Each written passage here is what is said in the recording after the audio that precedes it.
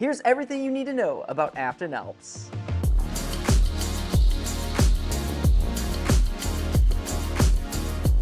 What's going on, Midwest skiers and riders? Excited to have you for another episode. We're going to be diving into Afton Alps today, but do me a favor, if you enjoy this type of content, be sure to hit that like button and subscribe to the channel as we hunt down our goal of documenting all 120 or so Midwestern resorts. And if there's an area that you want to see POV'd or a guide of, be sure to drop that in the comments below as we're starting to build out our schedule for the upcoming season for 2025 here. As everybody gets to be 100% open, we're going to start filming those in literally the next week or so. So I'd love to hear what you guys have.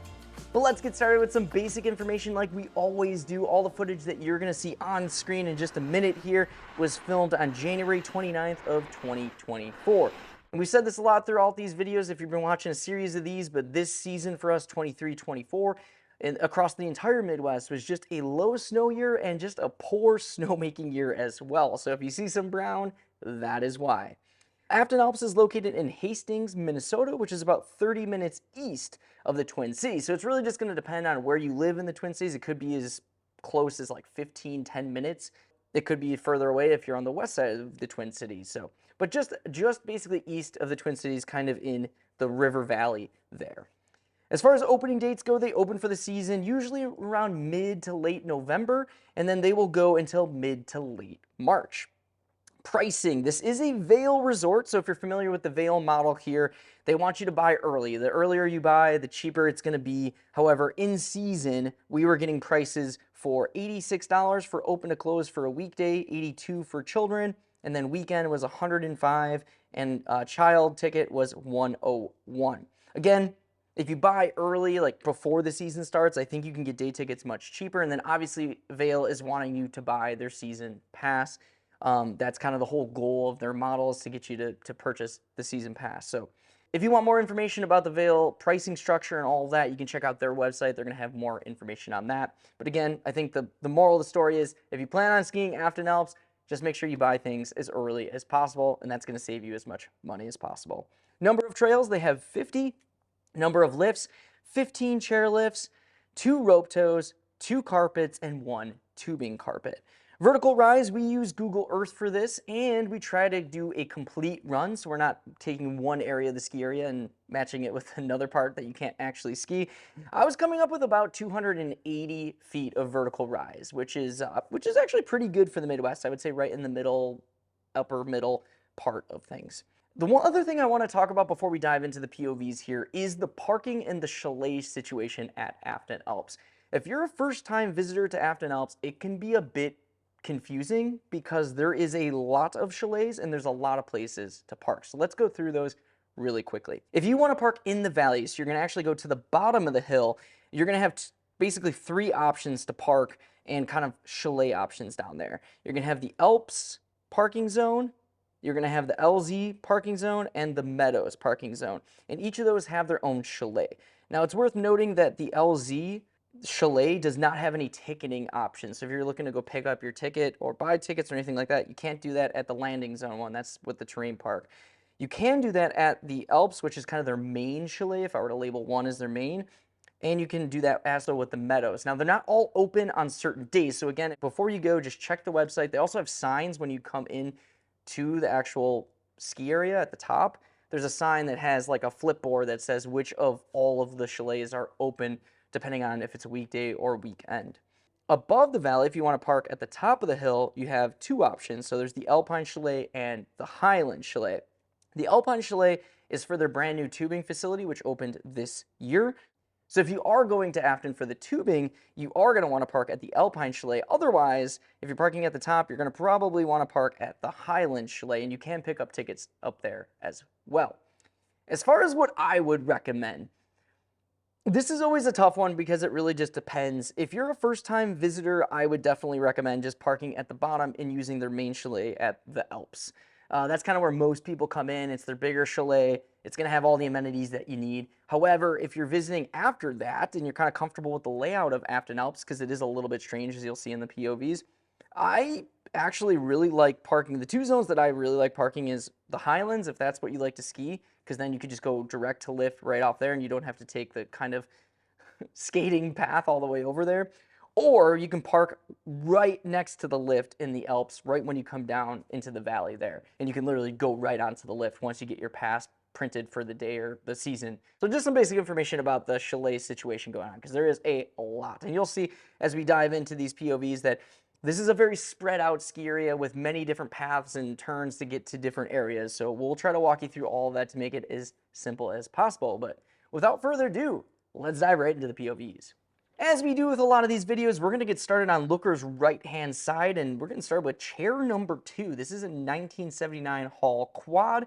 This is the zone that I personally love lapping. I talked about how you can park your car literally at the base of this chair and just get right on the chair and go. And this is some of the steepest, this is basically the steepest terrain that Afton has to offer. So if you're an advanced skier or snowboarder, this is the pod of skiing that you're going to find yourself. Right underneath me is some of the steepest terrain they have, and it's actually really great and lappable. It has a really nice pitch that goes directly down to the chair. You can get on it, and you can lap it over and over again. And with being able to park right next to it, it's just a quick, easy in and easy out. Now, there is a couple of black runs that we'll ski a little bit later, further down this side of the hill, and then also on the other side, on the Highlands side. But I would say that this is probably, if you're an advanced skier or snowboarder, this is definitely the terrain that you're going to find yourself on. So let's ride this one out, and then we will take our first run on Heidi's playground.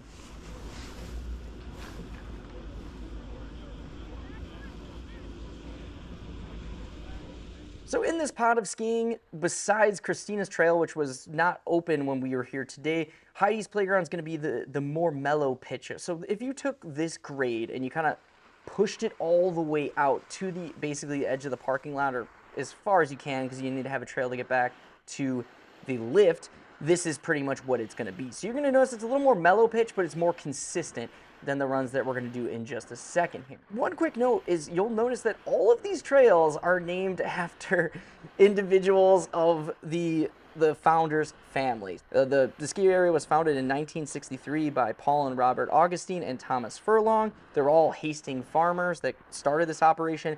So they're all kind of named after the founders' family members. I'm usually going to just say the name and not necessarily the full run, because that's usually how people label them in Afton Alps.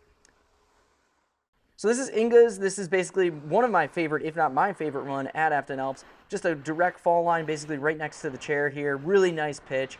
This is where you're going to find me on a powder day. We actually have some footage from earlier this year of lapping this particular run during powder. It's great. It's just a really nice pitch, and you can get going really nice, get some nice turns in there, and again, just super, super lappable.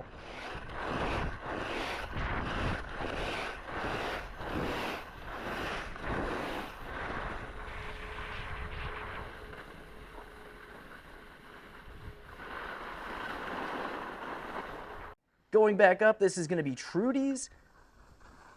It's going to be a little bit wider than the run that we just did, but a very, very similar pitch.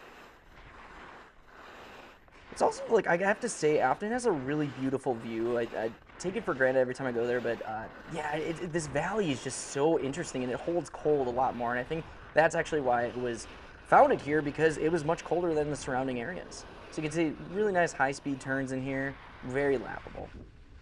Going back up at the top, this is going to be Barbi's Challenge. This section actually at the top, once we get around this upper terminal here, usually has moguls at the top of it, especially towards the end of the season, to let moguls kind of fill up in this little patch here as well.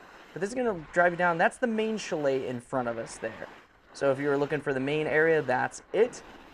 But this is a nice run. Obviously, it gets a little bit less travel because you got to traverse over, especially if they're only running the quad. Nice pitch, though. Great for making those turns.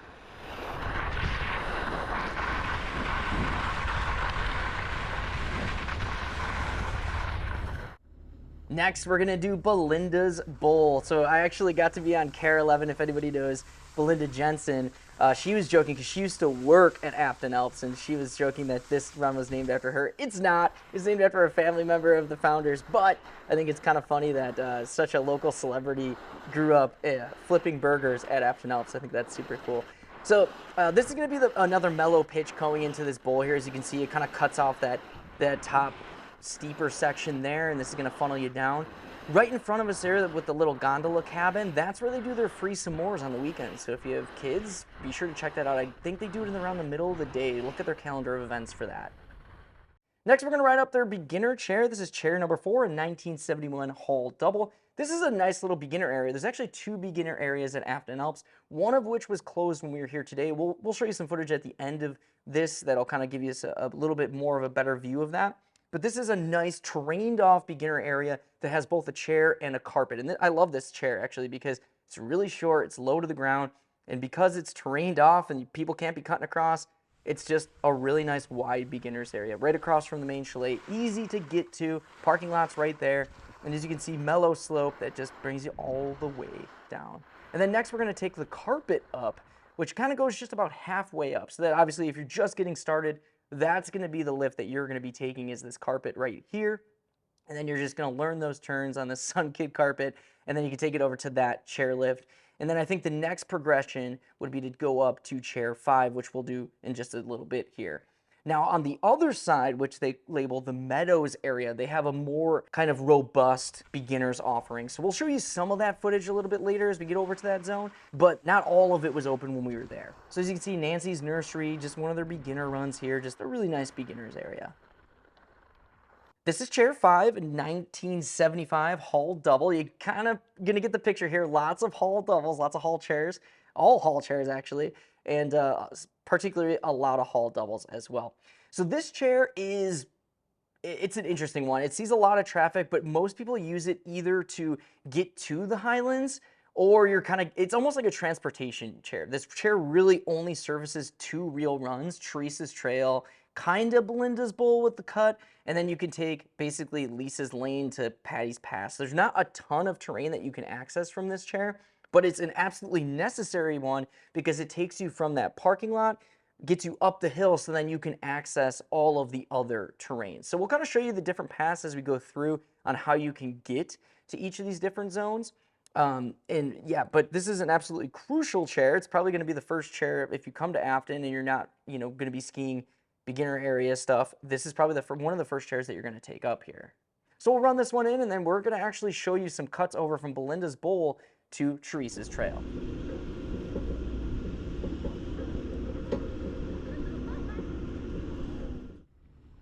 So we're going to take this over the top of chair 5. We're going to do Belinda's Bowl again, but I want to show you this route because this is how you would get back and forth between these pods of skiing. So obviously if you hang a left over here, if you skate a little bit, you can make it to the top, but if you carry speed at the bottom, you can make it over to that chair 2 that we were skiing earlier. Now this cut here brings you back to Teresa's Trail, which we'll do a top to bottom run in just a second here, but this is how you would get from that area to the chair that we just rode, because if you go all the way down to the bottom, you have to skate across that flat area where the beginner's trail is. So this cut is very important as you start to navigate the ski area. And same thing as you'll see in a little bit here, you could continue on this ridge and you could go to the next pod of skiing, or you can go to the top of chair 5 and then ride that down and around to the Meadows area. And we'll show you all that on screen in just a bit here. Next, we're going to do a top-to-bottom run on Teresa's Trail. For Jack, who's maybe watching this, I'm not sure if he is, he calls this the banana run because it's kind of shaped like a banana. But this is like the main run that is basically most people are going to ski. If they're not going somewhere off of Chair 5, odds are they're probably skiing this trail. So it's actually pretty nice. It's got like a nice pitch at the top, intermediate, obviously beginner pitch, and then kind of wraps around. And then it has this like slightly steep head wall at the end here. So if you're a beginner, the further you go down this very end here, we're going to take this dog leg to the left. The further you go down, the mellower it gets. So if you want a steeper section, kind of cut into it right away. If you want a mellower section, you continue to go down that ridge and it's going to mellow out a little bit. And just be careful. There's a lot of cross traffic going on in that section. So do keep your eyes peeled and your head kind of on a swivel a bit here. So this is from the top of Chair 5, and if you're going to be going to the Highlands here, you're going to stay to the right-hand side. But we're actually going to head over to the Meadows area. So we're going to take a cut here, and you can continue to go, but we're going to actually take Patti's Pass, which is kind of this bowl dog leg shape, which is really fun. But if you continued straight here, this would actually take you all the way to the Meadows area as well. But if you want to maintain some speed, this area does get really flat, so sometimes you have to pull, sometimes you have to skate. So just make sure to maintain some speed through this zone, because this is the big crossing zone that gets you to all the different points of the hill.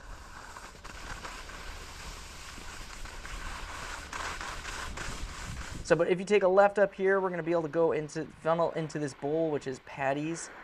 This is a really fun little zone. Actually, up on the right here are some really, really nice side hits. Obviously, we didn't have a lot of natural snow this year, as you can see, but if that fills in, there's some really nice little side hits that you can hit right up there. Now, right on this split up here, if you take a left, that'll take you all the way back to chair number 5. If you hang a right, it's going to take us to the chair that we're going to ride, which is chair 7. Right in front of us, that's chair 6. Unfortunately, that was not running today, but you can also ride that as well.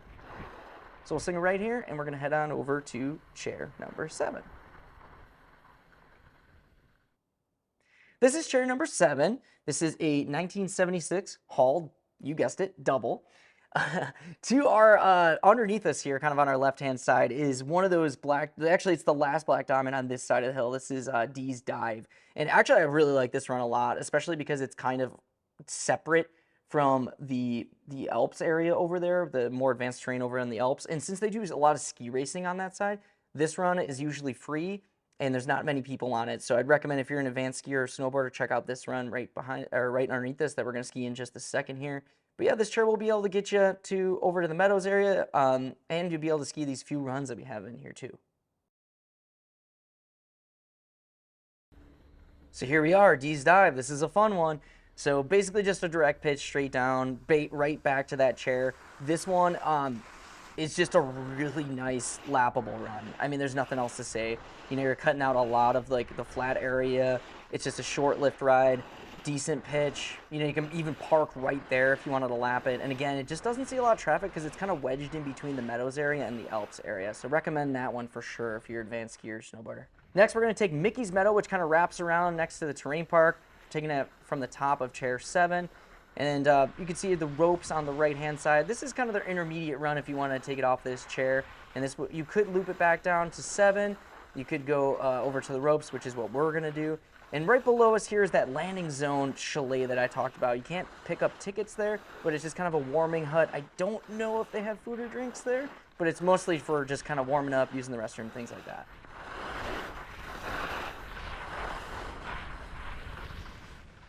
All right, so we're going to ride the first of 2 ropes that they have here with their parks. Yeah, their park situation is actually really nice because it is pretty separate from their main area here. You can park right at the bottom, get on the rope, ride it on up. They do a great job with their features. They swap them out regularly. They have a really nice culture for, you know, freestyle skiing and snowboarding there. Yeah, it's just a really nice, well-maintained park that is really easy to access. And having its own little chalet and kind of yurt there is pretty nice as well. So then that way, again, all of your park rats have somewhere they can hang out, warm up wherever they need to be. So that's pretty cool as well. So we'll run this one in, and we'll take the other side of the rope. So this is the other side of the rope, and usually they'll place some of their bigger features over here. It kind of just varies a little bit. This year was a little bit of a low tide year for snow. They usually have more jumps in there as well. But yeah, again, nice features. You know, not the biggest park in the world, but they do a good job of making the best of what they have. So we'll run this one in at the bottom here, and then we're going to actually take chair number 9 up.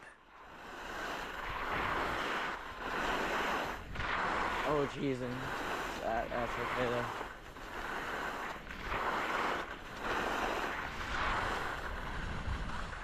So this is chair number 9. This is a 1970 Hall double. And I do want to make a quick note here. So Vail acquired this property back in 2012. This was actually the first of their Midwestern ski areas, this in Brighton. And to our right, this was actually part of their kind of Vail's big doing, was to put in these ropes. This actually, to our right, used to be a tubing hill, believe it or not. The tubing didn't really work, so it was kind of on and off. But Vail decided that they really wanted to put ropes in for that zone and put terrain park features in there, which I thought was a great addition that they made. And then everything on our left here is the Meadows beginner area. And unfortunately, A lot of it we couldn't access because they weren't running a chair 10 or the carpet, but we'll try to get over there and see as many runs as we can. But that's a great beginners area that they run on weekends when they're doing lessons, because it's literally all beginners runs from here all the way to the left essentially.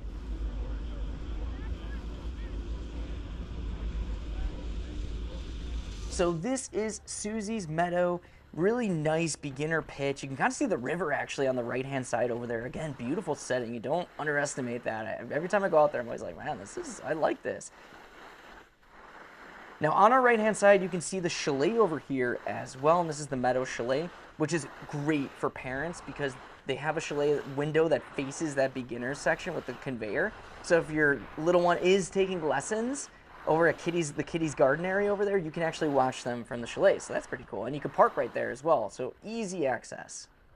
Next, we're going to take Daisy's Meadow, which is kind of the other side of that. And you'll get to see a little glimpse of the carpet area. We did have to cut all the way back over to chair 9, so we weren't able to ski it all the way to the bottom just because I had to access back over to that chair. But you kind of get a little feel for what it looks like. So you can see straight ahead of us, there's that beginner zone right there. The carpet's on the right hand side, and then there's the chalet on our left there. They also do tend to run this chair 10 on the weekends and holidays when they have more beginner traffic that accesses those runs as well. But we'll cut over just so we can get back onto that chair number 9.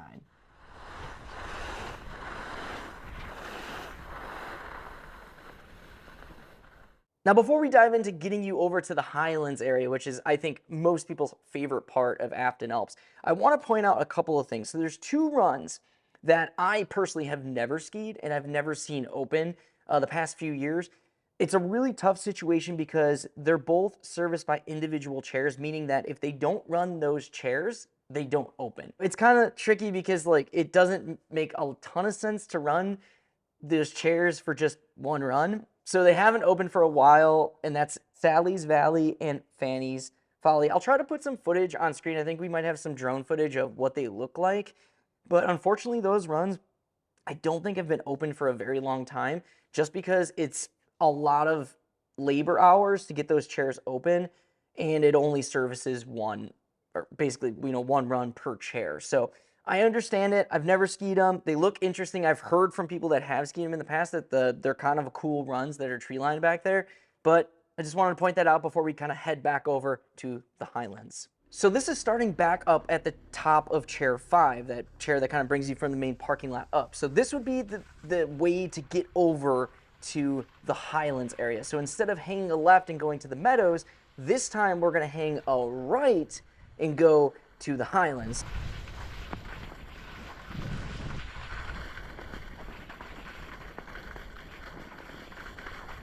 Lisa's Lane is kind of the top section of this, and Andrea's Highlands is the bottom section. To the right of where we are right now, that's their new tubing area. So it wasn't in there when we filmed this because this was, a year ago. But yeah, we'll take this right down here. Again, you want to carry a little bit of speed just to make sure you can make it through here. And then we're going to cut, and this will take us over. Once you make this right, now we're officially going to make it over to the Highlands area. So those runs that I was talking about earlier, they're going to be on our right-hand side that I unfortunately weren't open. But we follow this trail all the way down. And if Chris's Canyon is open, you can also take that as well through the iconic tunnel, which we'll talk about a little bit later. But this will funnel you down to this triple chair, which is basically the entrance to now the Highlands.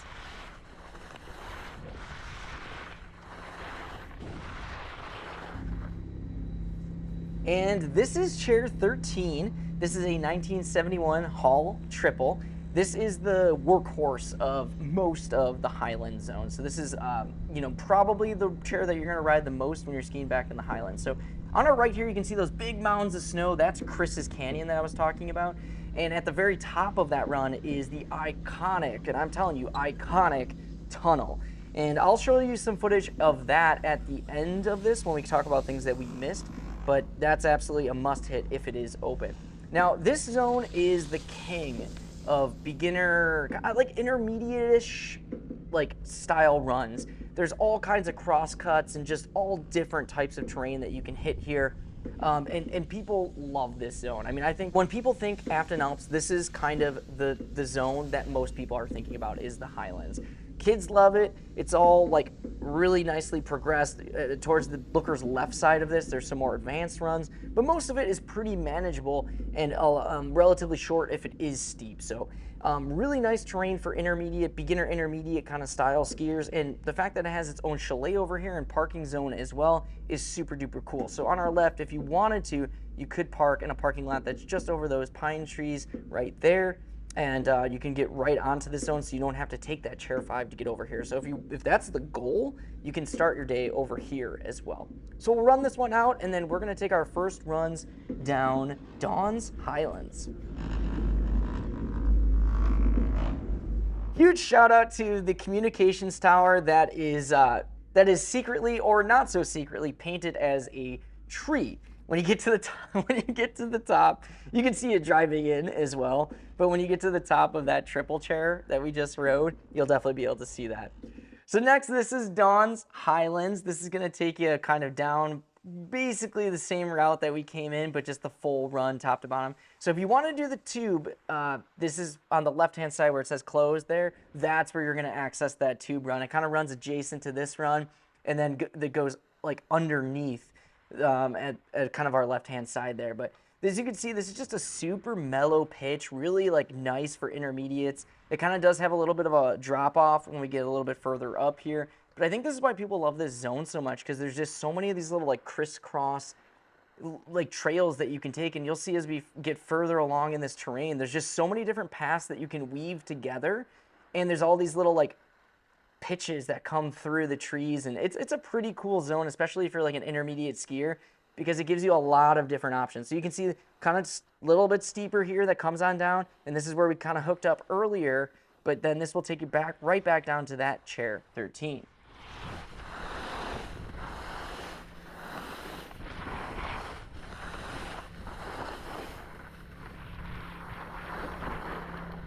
Coming up back to the top, we're going to take Monica's over to Amy's. This is, I mean, look at this. This is beautiful. Nice and wide turns, like great beginner terrain. I will make a quick mention here. This chair on our right-hand side, this is or was chair 14. It's officially removed from their trail map as of 2024-25. So when we skied it, actually, it was still on the trail map, but it has been removed. Now, the towers and terminals are still there, but the carriers have been removed, and it's been removed from the trail map. So I'm assuming it will be removed maybe this offseason or in the near future. We will see. But we'll take this down and then take it over to Amy's. I think this is technically Amy's in here, this little cut. So you can see these little like narrow paths, and they have a bunch of these kind of spread out throughout this entire zone. So it's really cool to be able to take all these little paths, and if you're a beginner, intermediate skier, this is really, really fun for them.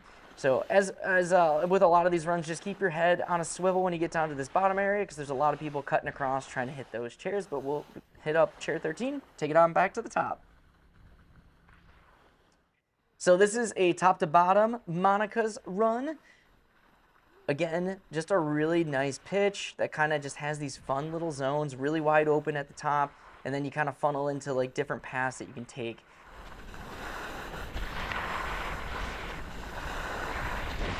Being a January day, it was a really relatively warm day, so the snow was actually really nice and soft, but it set up really nice at night, so it was just hero snow out there. So this is Monica's here. It's going to cut kind of under the chair and then take you back, and it's going to actually kind of dogleg back over left. Now, again, this chair is no longer there or serviced, I guess, so this would not be there possibly in the future if you guys were visiting. And this is kind of like the end of the line for serviceable terrain off of chair 13. From here, anywhere over going further lookers left, you're basically going to have to be hitting up 15 or 16.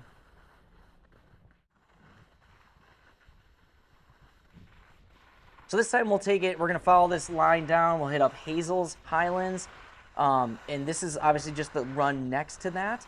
And it's going to have a nice little kind of pitch towards the end. And then at the bottom, 15 wasn't running, but we're going to be able to catch 16. So we'll take a hard right kind of when we get to the bottom, and so we can take that 16 chair. That's pretty common when they run on weekdays, just so then they don't have to run multiple chairs for this entire zone. So as you can see, nice little zone here, and then as we get towards the bottom here, it's going to kind of drop off, give us a nice little steeper pitch, and take us on down to the valley. They're just really fun little zone. Again, you can just imagine how many combinations, because you can weave back and forth between all these runs. Now the next run we're going to do the same run at the top, but we're going to take Tucker's Trench, which is a little cut on the left-hand side there, which is a little bit steeper, a little bit narrower. And then we're going to stick to skier's left-hand side here. That'll kind of funnel you down out to Tucker's Trench. And this is just going to be a little bit steeper, a little bit narrower. That'll kind of still funnel you down to that same exact zone. As you can see, just a fun little zone, nothing crazy, but just something fun, mix it up. We just skied the same run, but they're completely different, and we added in this new Tucker's Trench here, which obviously is a little narrower, a little steeper, and it just changes the dynamic of the run so much. So I think that's why people love this zone so much, is because it does have all these interweaving ways that you can go about skiing it, and really kind of gives you that creativity as a skier that we all love. This is Chair 16. This is a 1974 Hall double. Right underneath us is one of the few black diamonds in this zone, at least top to bottom black diamonds. There's two, Rosie's Run and this one here, which we'll ski in just a second, which is Heather's Highlands. It's pretty mellow at the top, and as you can see at the break, it kind of goes down. This chair will get you back up to the Highlands. This is probably either this or 15 is the easiest to get to the chalet. If you're looking to get back up to the Highlands Chalet. 13 you can do as well. You'll have, if you get to 13, you don't have to skate as much, but this one you basically go right to it.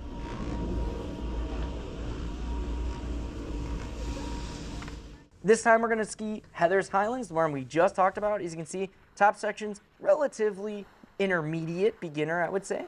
And then as soon as it drops off here, it gets really nice and fun. Kind of dog legs under the chair to the right, and then comes back to the left to funnel you back to that chair 16. Super lappable. This one doesn't see a ton of traffic as well, so if you're an advanced skier or snowboarder, definitely put this one on your list to check out.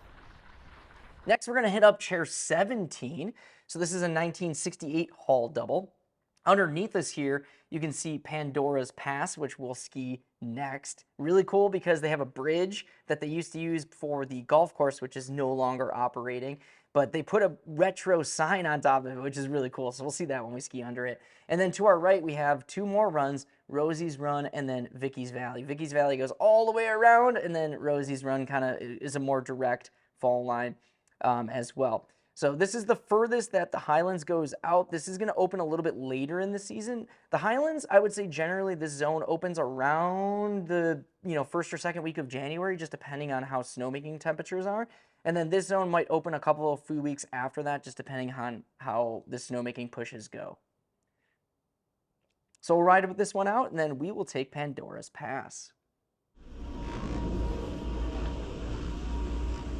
All right, going on down to Pandora's Pass here. You can see the chalet is on our left-hand side. So another chair, if you needed to get back up to that chalet, you can take that. And then there's that sign that I was talking about, that vintage sign. Super cool. I mean, kind of a unique thing, right, to be able to ski under a bridge. I think that's cool. A nice beginner run, that kind of dog legs down and around, comes back down to chair 17. It does pinch a little bit here, so if there's a bunch of traffic on this, just heads up, and then opens back up, obviously, once you make it through this break here. But just a pretty mellow run, nice and great for the kids, getting on down to 17. And then one of the other runs that they love is Vicky's Valley, which we'll ski in just a little bit here, because that one goes way out and then comes back and around. But first, we're going to do Rosie's Run. So this is the black run off of this chair here. Similar to Heather's Highlands, it's kind of got a really mellow pitch at the very beginning, and then kind of takes all of the vertical off of the steep head wall that we're going to get to in just a second here. So another one that's pretty fun to lap. It's a little bit less lappable than Heather's, just because the top is a little bit flatter and there's a little more chair to work with. But as you can see, it's a nice consistent pitch now down to the chair. So really fun progression of terrain here that we have in the Highlands. You can start over by chair 13, work your way over, and then some of these runs here, you can really start to test your ability to see if you can handle some of those steeper turns. So again, a great progression of intermediate terrain here at Afton Alps. And last but not least, we're going to kind of ride out this POV session with Vicky's Valley. This one just goes all the way down and around. It's relatively flat. I feel like every ski area has to have one of these runs, and the kids, for some reason, just love it. Going through the trees, it's pretty narrow. It's just a fun run that the kids love going into. These usually have more side hits on the side here, and I think that's part of the reason why they love it so much. But with the lack of natural snow, there just wasn't a lot this year. Huge shout out to the crew for at least getting this open. I mean, opening this narrow of a trail this far out is really, really hard with the temperatures that we were given last year. So this is going to wrap all the way around and then link up with Rosie's run at the very bottom here. Keep your eye on the left-hand side here because there's obviously going to be skiers coming down with a little more speed, as you can see right there. So just keep your keep under control here, and you're going to ride this one in down to the bottom of 17. All right, so we did miss a few things, so let's go over those really, really quick. So we talked about this earlier, but we did miss a part of the Meadows area, the carpet, and that chair that's located over there, chair 10. It's a really nice beginners area with a dedicated chalet. So when they're running lessons over there and that's open, it's awesome for learn to ski programs and things like that. It's a great situation because it's kind of off to the side. Parents can watch from the chalet over there, and you could drive your car right up to it, so you're not having to skate or anything. You're right there. Everything is nice and self-contained, and they have a few options of runs there as well. The other run that we missed was Christina's trail. This is very similar to Vicky's trail, but it's over on the Alps side, kind of off that steeper section that we were skiing off of chair 2. This one wraps down and around. That one has a lot of side hits as well. It's a fan favorite with beginners and younger skiers and snowboarders. That one was not open just because of the challenging snowmaking year that they had. And then we have to talk about the tube. The tube, for some reason, and I don't know why, I still can't understand it. I guess like maybe I'm not young enough to understand it.